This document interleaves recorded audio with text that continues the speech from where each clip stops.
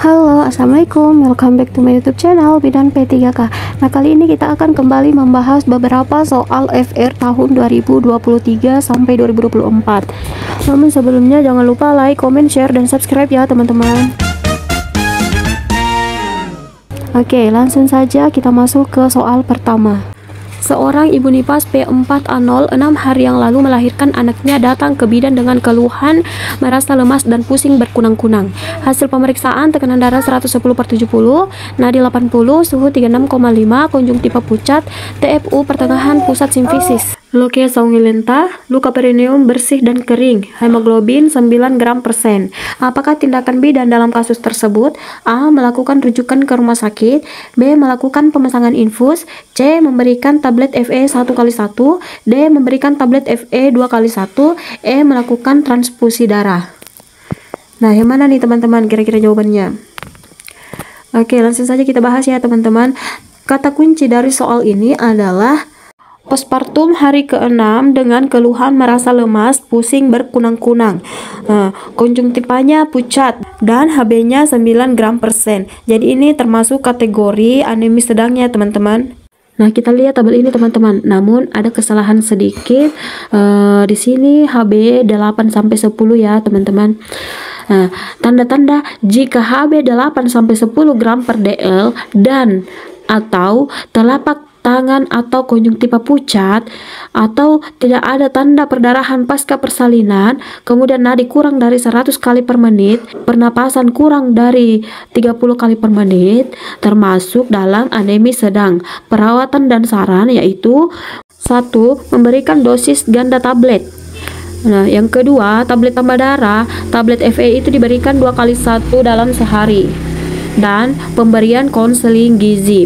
3. Memeriksa penyakit penyerta bila ada indikasi. 4. Memeriksa kembali di kunjungan pasca persalinan berikutnya dalam 4 minggu. Kelima, jika ada kenaikan HB, lanjutkan pemberian tablet tambah darah sampai HB normal.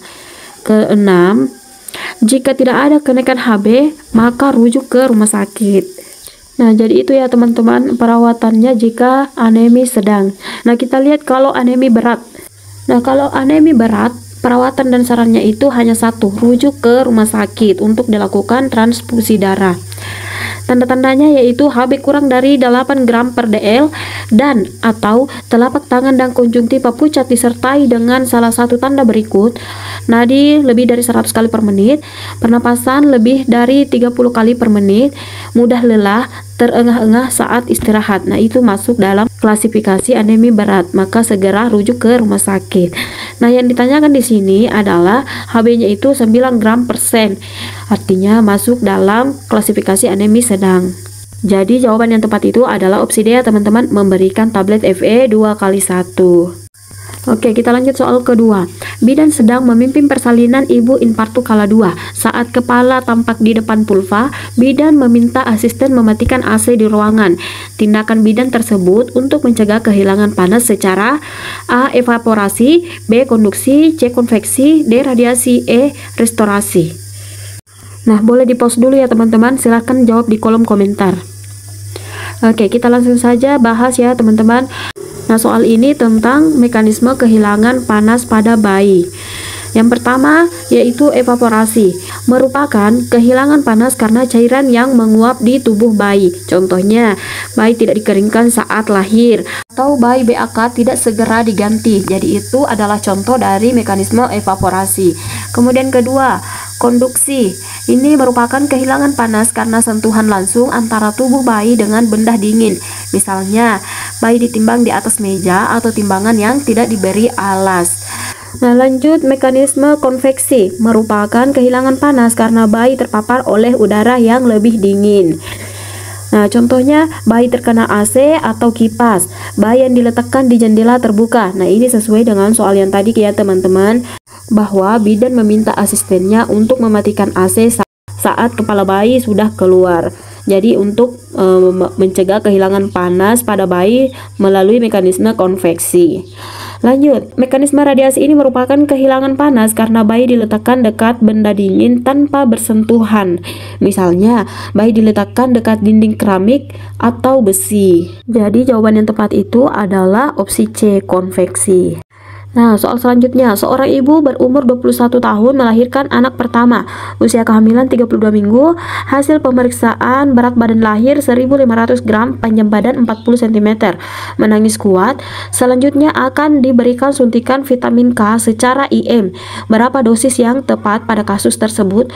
A 1 mg, B 0,1 mg, C 0,2 mg, D 0,75 mg, dan E 0,5 mg. Oke, boleh di-post dulu ya teman-teman. Silahkan jawab di kolom komentar. Nah, langsung saja kita bahas. Ini kata kunci dari soal ini adalah berat badan lahir 1500 atau BBLSR dan usia kehamilan ibunya yang masih 32 minggu. Akan disuntikan vitamin K. Yang ditanyakan itu dosisnya.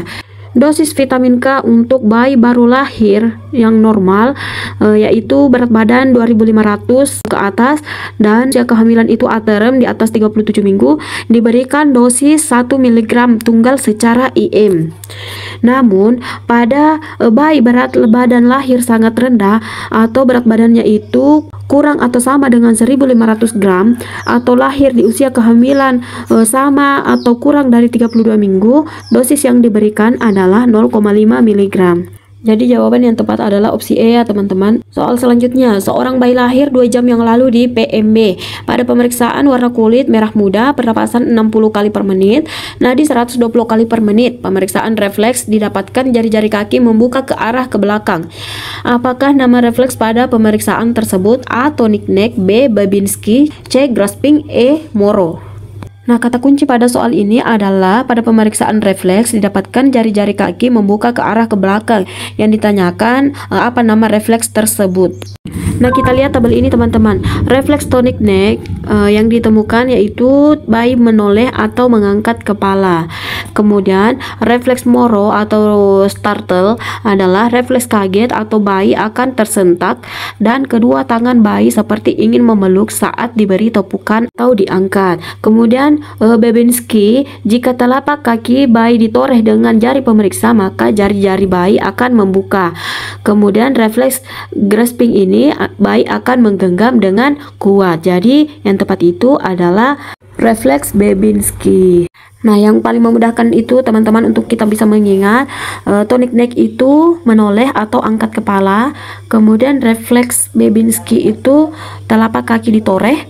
Nah, seperti pada soal ini ya teman-teman, kaki ditoreh dan didapatkan jari-jari kaki membuka ke arah ke belakang. Jadi itu namanya refleks Babinski. Refleks grasping itu menggenggam, kemudian refleks Moro itu kaget jika ada tepukan. Nah, pembahasan yang lebih lengkap tentang refleks bayi ada di pembahasan rangkuman yang saya catat sendiri ya teman-teman. Jadi silahkan dibuka di rangkuman asuhan bayi baru lahir.